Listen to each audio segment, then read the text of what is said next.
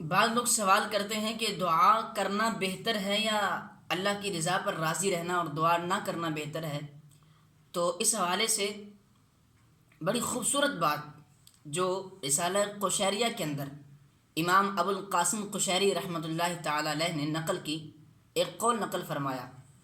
آپ کہتے ہیں کہ بعض علماء کرام فرماتے ہیں کہ بندے کو دل سے رضا والا ہونا چاہیے اور زبان سے دعا والا ہونا چاہیے، یعنی زبان سے دعا کرے کہ اس کا اللہ پاک نے حکم ارشاد فرمایا ہے، ادعونی، مجھ سے دعا مانگو، اور ایک مقام پر فرمایا کہ قل ما یعبأ بکم ربی لولا دعاؤکم، کہ اگر تم دعا نہیں کرو گے تو رب کو بھی تمہاری کوئی پرواہ نہیں ہے، تو دعا کرنی چاہیے۔ ایک حدیث میں ہے کہ جو دعا نہیں کرتا اللہ اس پر غضب فرماتا ہے۔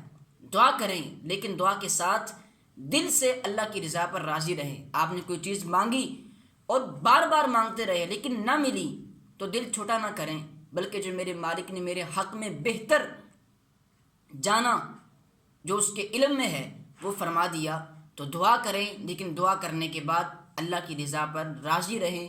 یہی ایک مومن کا طریقہ زندگی ہونا چاہیے۔